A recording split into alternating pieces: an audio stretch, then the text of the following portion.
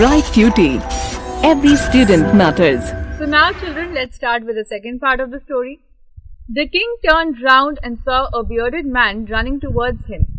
His hands were pressed against his stomach, from which blood was flowing. When he reached the king, he fainted and fell to the ground. The king and the hermit. So we are going to continue this on the next page, but before that, let's understand this. So children, now over here with the first part, at the end of the first part, we could see that king was now upset with the hermit. He was saying that he is wanting answers or else he'll go back home. And then eventually what happened, there was this one man, someone who was coming near to them and he was running. So now children, that man who was coming towards them, he was a bearded man, as in he had a beard. So that's where you have some facial hair on your face. So when you have some amount of facial hair around your jawline, that's where you get a beard. So there was this bearded man who was running towards them. Now his hands were pressed against his stomach. So he was holding his stomach with his hands. Now there was some blood that was flowing out of his stomach. Why was his stomach bleeding? And when he finally reached the king, he fainted. He lost consciousness. What is the meaning of the word fainted, children? When you lose consciousness, when you lose all your senses, you faint. So you lose all your senses, you lose your consciousness, and then you fell on the ground. Okay? You faint when you are extremely weak. When your body suffers extreme amount of weakness, you faint. So children, now this person fainted in front of the king. And then what did the king and the hermit do? Let's continue. The king and the hermit removed the man's clothing and found a large wound in his stomach. The king washed and covered it with his handkerchief, but the blood would not stop flowing. The king redressed the wound until at last the bleeding stopped. So children, now what happened? King and the hermit started treating the man. They started working so that they could provide some relief to the man who was bleeding. His stomach was bleeding. So these people, they started working. They started by removing the man's clothing. And once they removed the man's clothing, they found that he had a large wound in his stomach. He had a large injury. You have a wound wherein it's a fresh wound and it's bleeding. So such an injury is called as a wound. So he had a wound in his stomach. The king had washed that wound and then he had covered it with his handkerchief, believing that if he would cover it with some cloth, the bleeding is going to stop. The blood would stop flowing. But then the blood was just not stopping. This means that his wound was very deep and it was extremely painful. Okay. So now that the blood was not stopping, the blood was not stopping to flow, what did the king do? The king started redressing the man again and again. So he started washing the wound, covering it again, washing the wound, covering it again, till the time the bleeding didn't stop. So till the time the king was doing this wasn't stopping, and the king actually stopped when the bleeding had stopped. So what do you understand by the word redressed? When you dress something again, that is where you are redressing. Understood? Let's continue. The man felt better and asked for something. The man felt better and asked for something to drink. The king brought fresh water and gave it to him. But by this time the sun had set and the air was cool. The king, with the hermit's help, carried the wounded man into the hut and laid him on the bed. So children, now that the blood had stopped flowing, the man had started feeling better. He started gaining his senses. He started getting back some energy. So he started feeling better. And when he gained back his senses, his consciousness, he had asked for something to drink. Then what did the king do? The king gave him fresh water. So the king bought the water and then he gave it to the man. Now by the time the king was digging the ground and then eventually the wounded man came to them and they started treating the man, then by that time the sun had set completely and the air was cool. So it was finally the night time, the evening time, wherein you have no sunlight now and you only have darkness. So children, now what happened? The king, with the hermit's help, was able to drag the person, carry the wounded man into the hut so that he could lay there. So they carried the person inside the hut so that he could lie down there safely. So he laid them on the bed there so that he could have some rest. Now what happened? The man closed his eyes and lay quiet. So he was just resting. He had closed his eyes, he didn't say a word, and he was just resting. He was just at peace because he was suffering with so much of pain and so much of blood was flowing out of his body that he wanted some rest. So he started resting on the hermit's bed. Now what happened? The king, tired by his work and the work he had done, lay down on the floor and slept throughout the night. So children, now what did the king do? The king was tired, okay? He was walking towards the hermit's hut, remember? Initially because he knew that if he goes on a horse, would the hermit meet him? No, the hermit would not meet him. So what did he do? He walked towards his hut. After that, he had to do so much of hard work because he had to dig the ground for hermit, expecting that the hermit would give him some answers. So he started digging the ground. Now children, he was so tired by all of that he laid on the ground only, he laid on the floor only of the hut, and then he slept through the night there. So he had spent his night at the hermit's hut. Okay? He had spent the night at the hermit's hut, so he was so tired that he slept on the floor. Imagine a king who has the best possible beds of the entire kingdom in his palace. He was sleeping on the floor because he had done so much of hard work on that day and it was just too much for him. Now children, when he awoke, it was several minutes before he could remember. Now when he was awoke, when he got up, he still took time just to, digest whatever was happening around him. He took time to remember that why am I here, what am I doing here, why did I come here. He took several minutes for doing that. So now this is a picture here children. This is the situation that went along with the king, the hermit and the wounded man, wherein this man came. The wounded man came, there was this hermit and there was this king treating him every now and then. Eventually his blood stopped, so this is the king covering him with his handkerchief. Eventually the blood stopped and this man was laid down to rest. King also slept on the floor during that night and the hermit was also there. So these three stayed together by then. Then what happened? Where he was or who the strange bearded man laying on the bed was. So children, now what happened?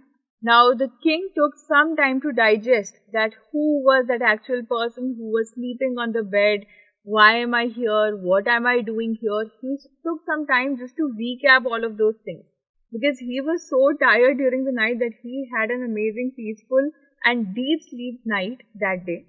Now when he got up, he was wondering who is this bearded man, what is he doing here, why is he lying on the bed and what is happening here. Now let's continue reading. Forgive me, said the bearded man in a weak voice, when he saw that the king was awake. So children, when the king was awake, bearded man was already up and the moment he got up, he said, forgive me. He pleaded guilty. Now why was he pleading guilty? He was in pain, king treated him, but then what is the reason that this bearded man is only asking him for forgiveness? What could be the reason? What do you think? What do you think is happening here? Why is this man only pleading guilty from the king? And why is he speaking in a weak voice? Because he still has to recover from that wound that he had got in the previous day. Okay? Now let's read the story further. I do not know you and have nothing to forgive you for, said the king. So children, over here, the way we are puzzled that why is this man asking for forgiveness, in the very same manner, the king also got puzzled. So he's asking him, why are you asking for forgiveness here? I don't even know you. So why would I forgive you? Because I have nothing to forgive you for. So let's continue reading. You do not know me, but I know you. I am that enemy of yours who swore revenge on you, because you put my brother to death and seized my property. So now children, what was the grudge that this man had? Now he said that I know you. You are the king, I know you, but you do not know me and I know that. I am your enemy. So children, who is your enemy? Enemy is your foe. Somebody who thinks bad about you, hates you. Okay, so that person is your enemy. So he said that I swore revenge on you. So he had taken the pledge to take revenge from the king What is revenge, children? Revenge is wherein you keep some grudges, you keep some hard feelings against the person, and you try and take revenge from the person by doing something bad to him. Okay? So when you are trying to give that person the bad that he gave you, that's where you take the revenge. So he said that I had swore revenge on you because you had put my brother to death. You had killed my brother. Probably the king would have given some punishment to this person's brother. So that was the reason this person's brother had died. And then he had even seized all his property. So what do you understand by the word seized? Seized is where you take away something by force, by pressure. That this is something which is going to come under my control. You do not have any control over it. The person doesn't want to give up on things intentionally, but it is taken away by that person by force. So this person and this king, they had this grudge that king had probably ordered this person's brother's death and even took away his property, and that was the reason the wounded man, the man here that has come wounded, was upset with the king. So upset that he wanted to do something bad to him, believing that he had become his enemy. So he wanted to probably kill the king here. So now what happened? Let's read it further. I knew you had gone alone to see that hermit, and I made up my mind to kill you on your way home. So children, now what happened? This person knew that the king is going to meet the hermit, and he is going to do that alone because hermit doesn't meet all those luxurious and rich and wealthy people. So this person knew that king would be going alone to see the hermit, and he had decided that he would kill the king. I made up my mind. So with this we understand that he had decided. When you decide something, you make up your mind for that. So he had made up his mind that he is going to kill the king when he would be on his way home. But then children, did the king actually take the way home? No, he's still at the hermit's hut only. He couldn't go back. So what do you think must have happened here? This man would have been waiting and waiting and waiting for the king, but the king did not go back home, and hence he kept on waiting only. So let's continue reading the story and understand what happened, that he was unable to kill the king and eventually got wounded himself only. So let's do that. But the day passed and you did not return. So I left my hiding place and I came upon your bodyguard, who recognized me and wounded me. So children, then what happened? He said that I was hiding somewhere so that you don't see me and I kill you. Now since you did not come, I came out to look out for you. I came out to look out for you, that where have you gone? Where is my king? I am unable to kill him. So now he came upon the king's bodyguards. Remember the king's bodyguards that were taking care of the king's horse, right? And were waiting for him. So the king's bodyguard saw this man and eventually wounded him. They recognized that this is the man whose brother had been killed and he hates the king. So he recognized him and they wounded him. Now what happened? I escaped from him, but I should have died if you had not dressed my wounds. So he is saying that I was still managed to escape your bodyguard, but the thing was, I had such a deep wound, I had such a deep scar that I would have died if you would have not helped me out. I would have died if you wouldn't have been dressing my wound again and again, and so that I was eventually able to become better and recover. Because otherwise his bleeding wasn't stopping. So he would have lost so much of blood from his body that he would have eventually died. But then he did not die here. Why? Because of the king's help. Okay, let's continue. I wished to kill you, and now you have saved my life. Now, if I live, I will serve you as your most faithful servant and will order my sons to do the same. Forgive me. So he is saying, now that I am living, it is all because of you. I wish to kill you. I had come here to kill you only, and rather you only gave me life. So that is the reason. Now if I live, I owe my life to you. I feel that you are the owner of my life. So what would I do? I am going to serve you as your most faithful. Faithful means loyal and true. Somebody who is never going to cheat on you. I'm going to serve you as your most faithful servant, and I'll even order my kids, my sons, to do the same for you. Please forgive me, sir. Please forgive me that I had the idea of killing you when you are so good and you have saved my life. That is what the wounded man is now saying. Okay, let's continue. The king was very happy to have made peace with his enemy so easily. The king would have never imagined that he had such an enemy who had so much of hatred for the king. But now he was able to make peace. He was able to make things right between his enemy and him so easily. Did the king actually put any effort here? Did he actually have to make his intentions understandable for the person? No. Everything was happening, and eventually the wounded man, the king's enemy, was able to understand that king doesn't have bad intentions. He is a good person. So he was very happy that he didn't have to put a lot of effort, and the man understood him so easily, and now things are fine between them. And to have won him over as a friend. Not just that the things are fine between them, king even got a new friend. King even made friends with this person now. He not only forgave him, but also said he would send his servants and his own doctor to look after him. He said that I am not just forgiving you, yes, I forgive you for sure, but he said that he is even going to send out his servants, his people, to help him, and his own doctor also to treat him, so that he gets better soon and he recovers from that wound soon. And then he even promised that he would return back this man's property that he had seized because of his brother. So he promised to give everything back to him. He promised to send his own servants, his doctor to him, so that his friend, his new friend, his previous enemy but now friend, would be able to become better. Understood? Let's go on reading. Leaving the wounded man, the king went out of the hut and looked round for the hermit. Before going away, he wished once more to get answers to his questions.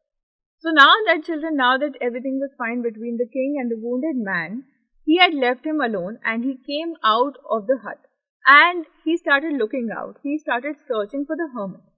Now before he was actually going back to his palace, he had wished if he would just be able to get those answers for his questions from the hermit. If he would try once more and the hermit might answer his questions this time because he has been such a good person for an entire day. Now children, the hermit was on his knees sowing seeds in the beds that had been dug on the day before. So children, now over here the hermit was continuing to work for his beds, for the ground that he was working on and the planters that he was wanting to plant. So the hermit was sitting on the ground on his knees and he was sowing seeds in the beds that the king had dug the previous day. Now children, the king went up to the hermit and said, "For the last time, I beg you to answer my questions, wise man." So he said that this is the last time. This means that I am not asking you these questions again, but for the last time, I am begging you. Begging as in pleading you, that I am pleading you, please give me the answers to my questions, children. You are such a wise person. Please give me the answers here.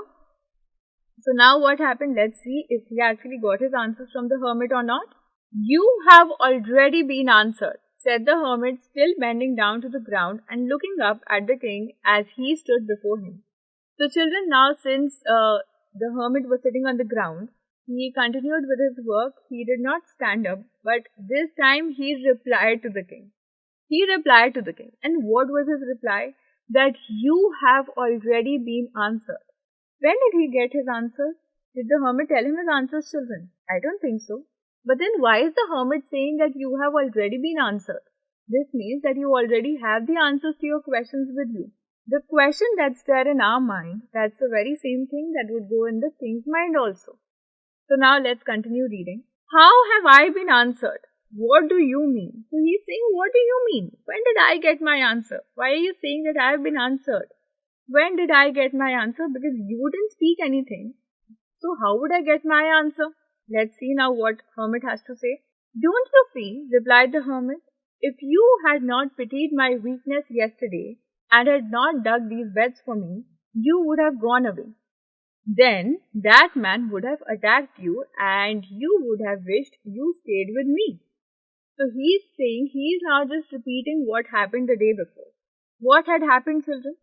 The king saw that hermit was very weak and old and hence he decided to help. So he pitied. he showed empathy. What is empathy? When you show some sort of sympathy towards the other man. E-M-P-A-T-H-Y. So he showed certain love, pity for this hermit yesterday, for his weakness and how old he was and he was still working. So he pitied on him and he started digging those beds for him. Now, if he wouldn't have done that and if he would have gone home because the king was actually not getting his answers, then what would have happened? He would have been killed by the person on the way back. He would have been attacked by the person on the way back, and that was where he would have wished if he would have stayed with the hermit a little longer, then he would have been able to save his life. Why was the king able to save his life, children? Do we realize that over here the king's life was also in danger? In danger because he was awaited by somebody on his way back to be killed. He would have been killed if he won't have stayed there. And if he won't have stayed there, he would have been wishing at the end of the day that if I just wish I would have stayed there for the hermit a little longer, I might have been able to save myself. Over here we know that the king was able to save himself because he was not standing there, he was not on his way back, rather he stayed at the hermit's hut. Right, children? That was the reason his enemy came out of his hiding place and eventually got wounded by the king's bodyguard only. Let's continue. So what is it that the hermit is trying to make the king understand out of this situation? So the most important time was when you were digging the bed and I was the most important man, and to do me good was your most important business. So what happened here, children? He's saying that the most important time was when you were digging the bed because that time saved your life. And the most important man, he was asking, right, that who are the most important people that I should be listening to. So he's saying that I was the most important man to you. Why? Because I was there in front of you then, right? And then he's saying that what was the most important action, if you ask me that, most important thing that you should be doing? To do me good. To do me good means to help me out was your most important business affair then. Understood? So he's saying afterwards, when the man ran to us, the most important time was when you were caring for him. So he's saying after this situation, second situation that we encountered on the very same day was wherein the king was helping the man. So he's saying post that the most important time was when you were caring for that man so that you were able to save his life. Because if you had not dressed his wounds, he would have died without having made peace with you. The person would have died, that too without making peace, without actually making friends with the king, and would have died keeping that hatred in his heart. So what was the most important thing that he was doing then? He was caring for that man, he was saving somebody's life. So children, he was the most important person then because he deserved king's help then. What was the most important thing to do then? Caring about that man. So let's continue reading. So he was the most important man, and what you did for him was your most important business because you saved his life. That was very important at that point of time. Right? Now what did he say? Remember, there is only one time that is important, and that time is now. So when you are saying that what is the most important time, it is now. Why now? It is the most important time because it is the only time we have any part to act. Children, when I talk about past, that is gone. I can't change it. When I talk about future, it is yet to come. I don't know what might come my way. The only place wherein I can act is now. Whatever I am doing right now, that is where I can make some changes. So the most important time, if you talk about, is just now. Why? Because that's the time wherein I can do something. I have some power to make any changes, some power to act on things. Otherwise, I don't have any control over my past or my future. Understood? Now, the most necessary person is the person you are with at a particular moment. He is saying that the most necessary person, there is no such person who is extremely important or not important at all. When you talk about importance, it's just the person who is there with you at that particular moment. Why? Because for no one knows what will happen in the future and whether we will meet anyone else. So children, if you actually avoid somebody, just ignore somebody thinking that the person is not important at that particular moment. That is not the right action, because you don't know if you get to see that person again in future or not. If you get to understand that person in future again or not. You don't know what comes next in future for you. So the most important person at any point of time would be the person who is there right in front of you, regardless of who he or she that person is. Here? And then the most important business to do is to do good to that person. So the most important business, the most important thing, what is the most important thing to do, children? It is to do good to that person. To do something which is beneficial to that person, which is helping him out. Because we were sent into this world for that purpose alone. Children, we have come into this world to help out people, to be good to people. If you ignore somebody, avoid somebody, think that I should not be helping this somebody, those are all negative thoughts that you should be staying away from. The only purpose that we are sent into this world is to be good to people, help each other, live in a world which is full of compassion and love. Always showcase love towards people, children. Do good to them. Your life would eventually be full of wins and no failures. Okay? So this is what we learn out of this chapter. And who wrote the story, children? The story is written by Leo Tolstoy, and this story is a retold version there in our books. Okay? Understood? So with this story, children, we understand how important it is to stay in your present. Your present time, your now time is your most important time. Every person who is there right in front of you at that moment becomes your most important person. And the most important thing to do in this entire world is to do good to that person who is there right in front of you. Understood, children? So with this, I'm going to test your understanding now with some questions. So let's go on and understand the exercise for this chapter. So students, now let's start by discussing the comprehension check questions on page 14. Okay, so that's there right at the end of the chapter. So please follow the questions when I tell you the answer and make sure you give me the answers also. Okay, so let's begin. Complete the following sentences by adding the appropriate parts of the sentence given in the box. So we have a couple of sentences here and then we have these clues in our box. So we need to match up these parts of the sentences with the ones that are given beneath. Okay, so let's start. The very first one, but the bleeding would not stop. To answer 3 questions, but their answers were so varied that the king was not satisfied. And then follow it strictly to help the king act at the right time. So now children, let's start by completing the sentences here. So the very first one. Many wise men answered the king's questions, but the answers were so varied that the king was not satisfied. The answer here is this one. But the answers were so varied that the king was not satisfied. That was the reason he had to go to the hermit. Right, students?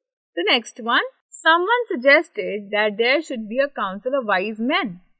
What is a council, children? A council is a group of people, wherein these people are working together to solve a particular purpose. Over here, it is helping out the king with the right decisions. So they would give suggestions to the king and the king would be able to make the right decisions because it is very difficult for one person to make the right decision. That was what was stated by the people of the kingdom. Right, students? So someone suggested that there should be a council of wise men to help the king at the right time. Here, next one. Someone else suggested that the king should have a timetable. For what? Someone else suggested that the king should have a timetable and follow it strictly. Because if the king is going to follow it strictly, then he would know that what is the right time to do things and he would be able to do things at proper time. Right? Next one. The king requested the hermit. What was the request, children? The king requested the hermit to answer 3 questions. That was something that he was asking the hermit again and again, and the hermit made the king go through so much to make him understand a very nice life lesson. We also get to learn a lot from this hermit, right? The king washed and dressed the bearded man's wound. And then what happened, children? Even though the king was trying to wash and dress this man's wound, still the bleeding would not stop. So how do we write the complete sentence? The king washed and dressed the bearded man's wound, but the bleeding would not stop. That was what had happened. Right, children?